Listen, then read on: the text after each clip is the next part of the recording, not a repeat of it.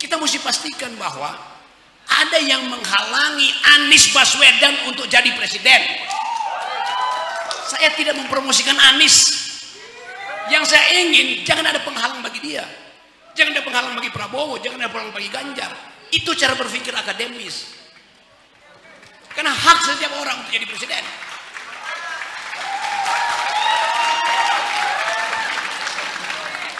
Jadi jangan Anda terpukau dengan Anies jadi presiden. Padahal ada presiden. Jangan, salah.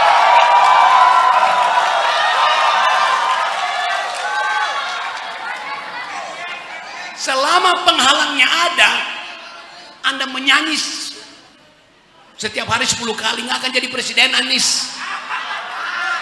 Karena ada penghalang. Jadi kita rubah cara berpikirnya. Lain, kalau Anda anggap pemilunya akan bersih, pemilunya akan kotor, penghalangnya disingkirkan dulu.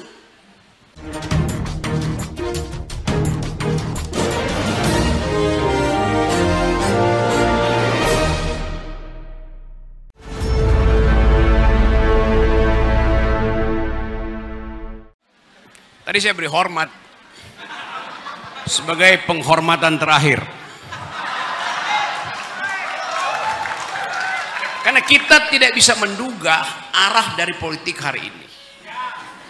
Sangat mungkin dalam 2-3 hari ada proses politik yang menyebabkan foto-foto itu tuh diturunkan. Ya, gak ada pola untuk membaca politik Indonesia. Saya mulai dari situ. Saya menikmati gairah Anda untuk mengeluk-elukkan seseorang. Yes. Tapi itu gairah yang diprovokasi oleh teman-teman saya.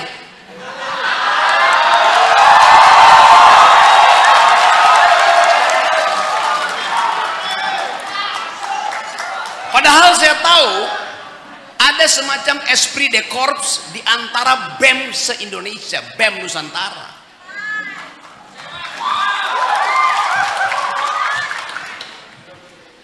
Kemarin malam sebelum saya ke sini, saya ada di Universitas Indonesia, diskusi terbuka dengan BEM UI dan BEM se-Jakarta. Di tengah diskusi datang segerombolan manusia mengatakan bahwa kami muak. Yang datang itu anak SMA. Jadi Anda bayangkan kemuakan itu sampai pada pelajar, bukan sekedar mahasiswa. Itu bagian paling penting hari ini, kemuakan terhadap arogansi politik. Siapa yang arogan?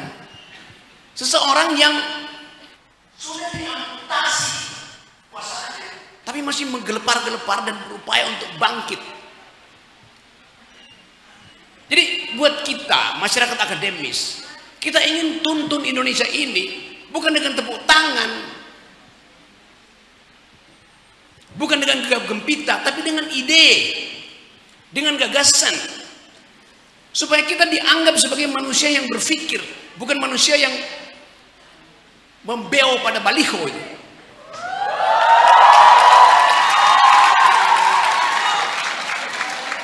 Nama kampus inilah Institut, di belakangnya agama Islam. Kata institut itu menunjukkan bahwa apapun yang saya ucapkan, dia datang dari proses melembaganya ilmu pengetahuan. Itu namanya institut. Saya coba bandingkan keadaan hari ini. Kita bicara tentang dialog kebangsaan itu. Tapi kita gagal untuk membayangkan 2045 bangsa ini jadi semacam apa. Tergantung pada Prabowo, tergantung pada Ganjar, tergantung pada Anies, tergantung pada apa yang Anda isi di kepala Prabowo, Anda isikan pada Ganjar, Anda isikan pada Anies.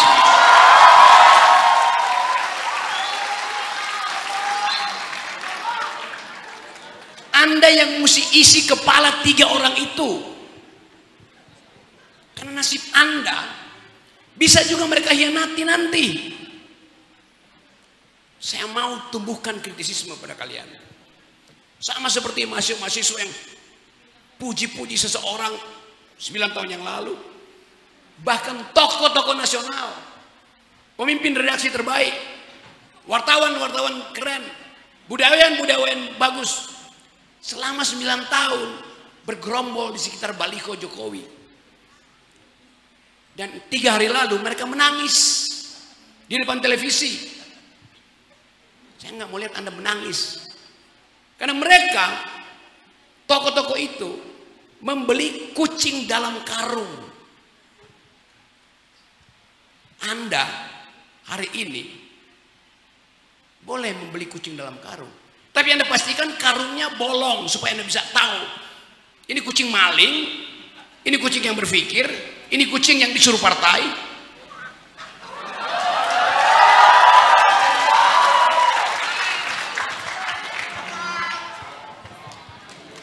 Kita ingin ada generasi yang berpikir ke depan.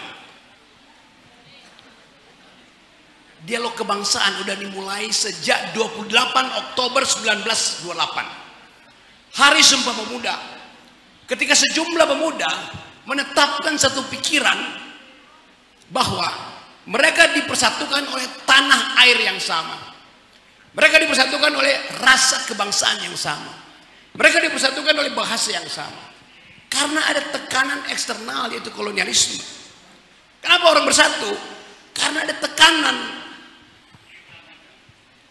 Jadi 28 September ada Sumpah Pemuda yang bunyinya, kami putra-putri Indonesia, kami pemuda-pemudi Indonesia, mengaku berbangsa satu, berbahasa satu, bertanah air satu. Cuman 3 sumpah itu. Nggak ada sumpah keempat.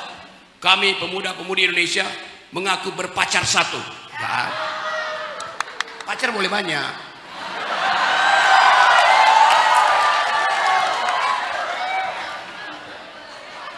Anda bayangkan 28 Oktober, artinya 94 tahun lalu, 94 tahun lalu sejumlah pemuda menghasilkan pikiran,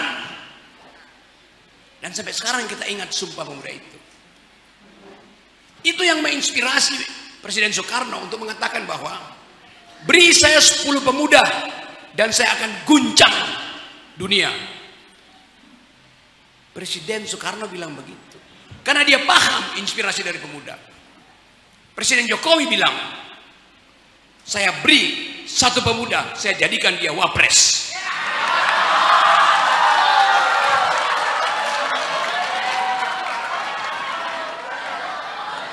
Anda bayangkan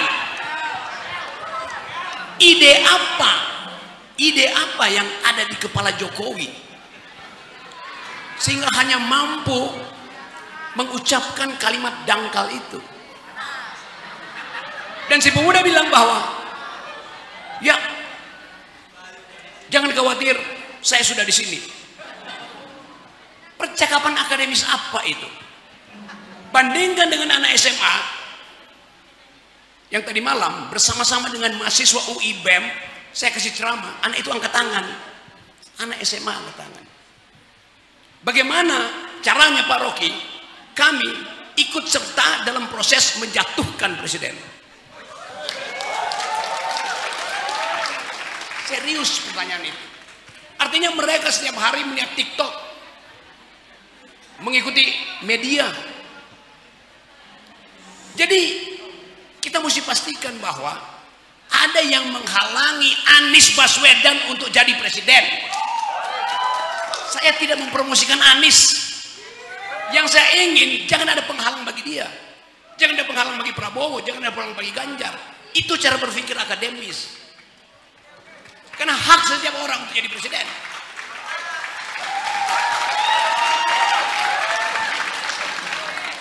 Jadi jangan Anda terpukau dengan Anies jadi presiden. Padahal ada presiden. Jangan, salah.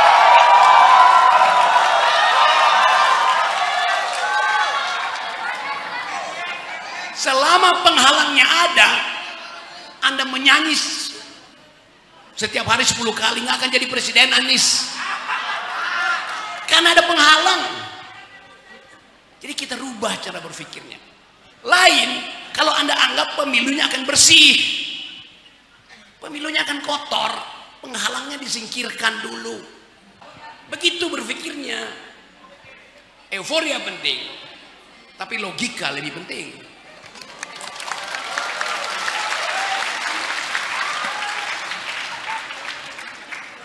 Kalau sekarang misalnya kita duel argumentasi dengan Mahkamah Konstitusi,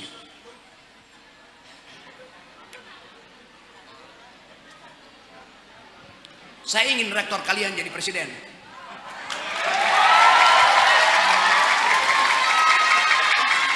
Saya ajukan dalil, saya pengagum rektor IAIN. Oleh karena itu saya minta Mahkamah Konstitusi mengubah persyaratan 40 tahun ditambahkan dengan pernah menjadi rektor.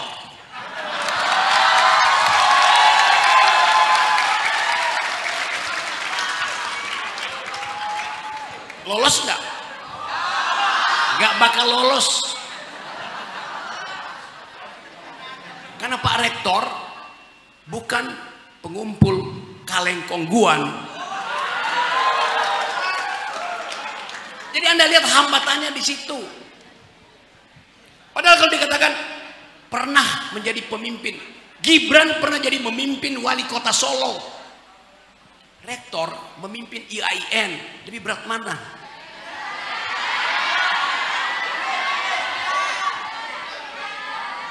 Dalam satu malam Gibran bisa bersihin gorong-gorong, bisa tambal jalan yang berlubang, karena setiap kali diangkat telepon BUMN dengan cepat-cepat datang ke Solo. Nih uangnya. Nggak ada kesulitan bagi Gibran untuk memimpin 6 kecamatan di situ. 6 kecamatan. Dibantu oleh semua menteri. Rektor mau ningkatin IAIN jadi universitas.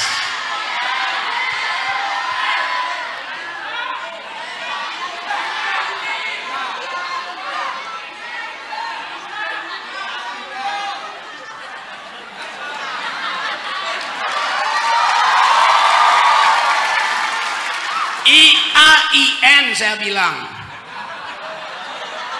Institut Agama Islam Darussalam.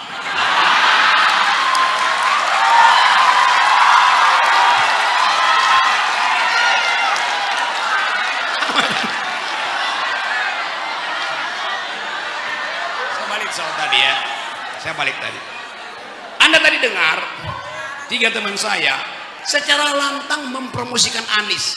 Hak mereka dan hak Anda untuk berpikir lain, hak Anda untuk menguji teman-teman itu. Jadi biasakan, nggak usah panik kalau nama seseorang disebut, karena faktanya Anies udah jadi calon presiden, maka diucapkan. Yang penting jangan kita membebek pada suara-suara itu. Itu yang penting. Anda mesti periksa pikirannya tuh. Itu yang saya anjurkan pada saudara-saudara. Selama ini kampus disterilkan untuk bicara politik. Padahal politik itu adalah ide utama untuk menghasilkan keadilan. Ide utama itu mesti diuji. Di mana diuji? Di tempat yang ada metodologi. Institut, kampus adalah tempat kita mengaktifkan metodologi, mengaktifkan kritisisme. Karena itu pikiran-pikiran capres itu diuji di kampus, bukan diuji di panggung dangdut.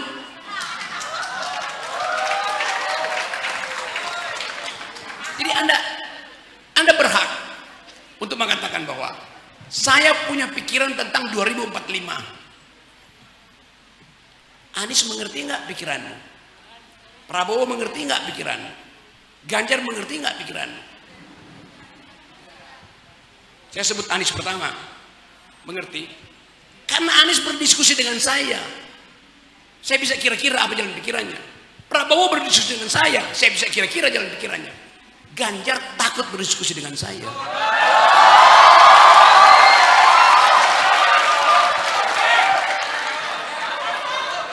Pilihan itu datang ketika ada diskurs, ketika ada dialektika.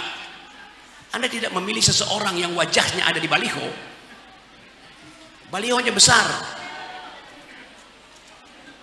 kepalanya besar, tapi kosong. Itu yang saya inginkan. Jadi saya mau menerangkan pada teman-teman bahwa proses menuju Indonesia yang bersih, proses menuju Indonesia yang adil, proses menuju Indonesia yang bermutu adalah hasil investasi saudara hari ini. Kita membayangkan ada Indonesia emas 2045, tapi tahapan ke arah itu kita nggak pernah lihat kemana.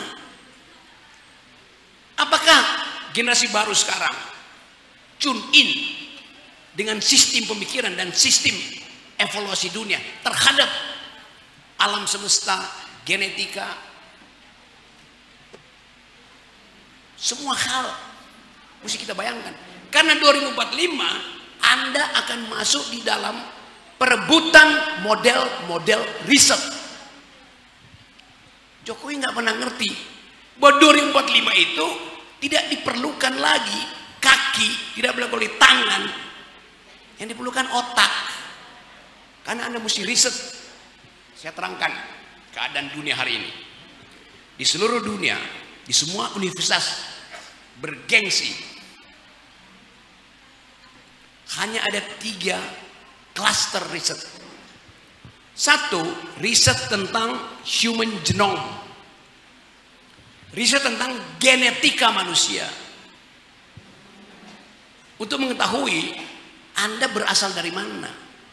Anda bilang nenek moyangmu datang dari kerajaan Majapahit. Pertanyaannya, Raja Majapahit datang dari mana? Pasti nggak dari Solo. Karena Raja Solo jejaknya nggak ketahuan, sama seperti jasanya nggak jelas.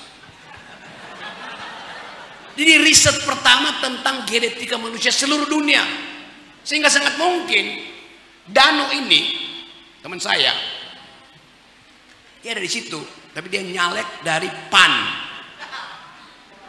Tapi dia teman saya tahu cara berpikirnya. Artinya dia harus mendukung Gibran. Tapi saya tahu dilema itu. Yes. Dilema itu mesti dipecahkan. Dano nggak ada soal. Zulhas membungkuk di depan Gibran. Anda bayangkan, feodalisme ini mau kita ucapkan sebagai bonus demografi di 2045. Zulhas ketua PAN membungkuk depan Gibran. Saya mau tanya pada saudara Zulhas, asal usul Anda dari mana? Di dalam riset genetika, apakah nenek moyangnya pun berbungkuk pada seseorang? Jangan-jangan iya. Anda sebut Anda di Banyuwangi, sangat mungkin nenek moyangmu datang dari semak-semak Afrika, the Bush people. Ya, karena sejak 40.000 tahun lalu, 4 juta tahun lalu bahkan, udah terjadi migrasi dunia. Kita nggak tahu asal usul kita dari mana. Najwa Shihab waktu diuji DNA-nya, dia kaget sendiri, dan kita juga kaget. Asal usul Najwa Shihab seharusnya dari Arab, tapi DNA-nya mayoritas Cina, Tiongkok. Itu pentingnya riset buat kita tahu. Jadi riset human genome memungkinkan kita untuk tidak bersifat rasis. Riset human genome memungkinkan kita menghormati perjalanan evolusi suku yang lain. Itu yang kita sebut sebagai kemajemukan. Bukan sekedar slogan Pak Jokowi, kami Pancasila, kami Indonesia. Itu riset politik. menyebabkan perpecahan bangsa. Saya ingin IAIA, Institut Agama Islam, ini lakukan riset itu, riset human genome. Riset kedua namanya riset tentang big data. Big data. Riset itu dimaksudkan untuk memetakan pola konsumsimu melalui aktivitas harianmu. Behavioral Anda itu dibaca. Setiap kali Anda upload foto, dan sekarang Anda upload foto, big data akan baca, oh ini orang kaya. Kenapa? Karena fotonya clear. Kalau fotonya buram, pasti dia beli handphone second. Maka dengan mudah para peneliti big data mengatakan Banyuwangi itu adalah apa namanya, kabupaten kaya, atau sebaliknya. Jadi perilaku Anda sehari-hari melalui perangkat Anda itu akan dibaca. Dia akan baca setiap hari. Ada mahasiswa yang mesen GoFood, tapi yang datang Indomie. Artinya dia mesen di warung sebelah. Maka dianggap mahasiswa ini kekurangan kemampuan ekonomi. Hasil big data itu dipakai oleh industri untuk mengirim sinyal pasar pada saudara. Indomie makin banyak dijual di warung-warung.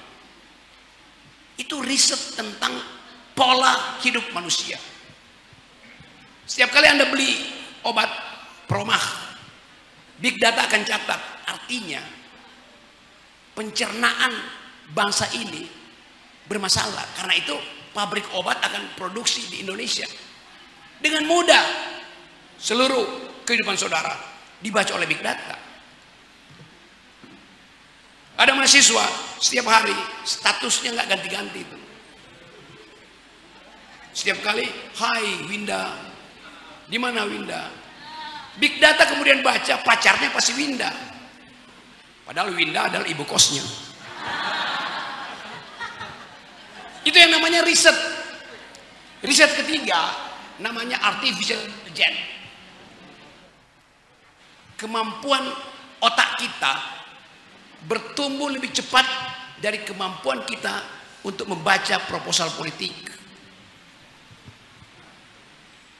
Jadi ini 3 klaster riset.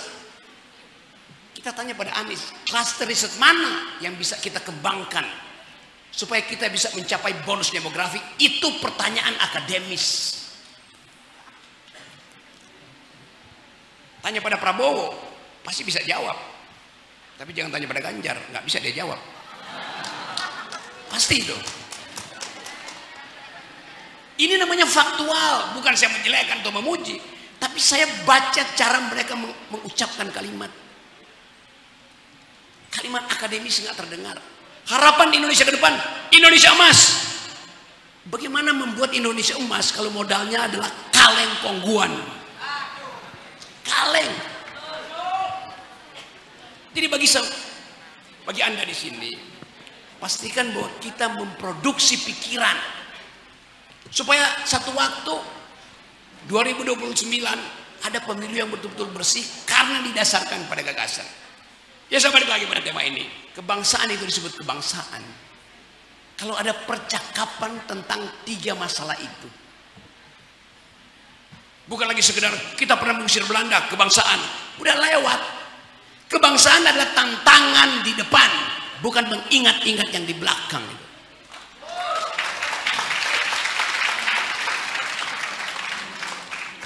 2045 separuh, kalau saya kasih kuliah nanti di 2045, 22 tahun dari sekarang, separuh yang hadir di sini pasti robot. Karena robot ingin mendengar bagaimana Banyuwangi menghasilkan kepemimpinan yang basisnya adalah kecerdasan. Robot mau belajar dari Banyuwangi. Karena ada bagian yang robot nggak tahu. Kenapa begitu? Karena evolusi teknologi itu setiap 8 jam teknologi berubah. Sementara evolusi manusia membutuhkan 4 juta tahun. Dengan kata lain, evolusi teknologi akan mengejar evolusi biologi. Begitu cara berpikirnya. Jadi, saudara-saudara, saya senang bahwa kita bisa ada di sini dengan satu janji bahwa kita ingin mengucapkan kembali kebangsaan itu sebagai modal untuk memperbaiki kecerdasan kita di masa depan. Itu intinya. Nanti kita akan diskusi, dan tadi saya habis agak telat tadi kan masih makan ikan bakar dulu di Banjarsari. Ya, Blimbing Sari ya. Blimbing Sari. Ikannya ikan bawal. Saya dapat bagian bawal. Ikan bawal di Banjarsari.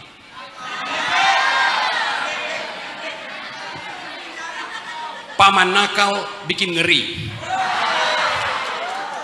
Ya teman-teman, saya makan ikan karena ikan itu dimakan, jangan dihafal nama-namanya.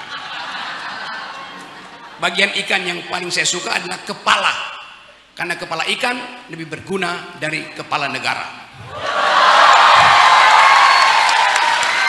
Oke. Baik, terima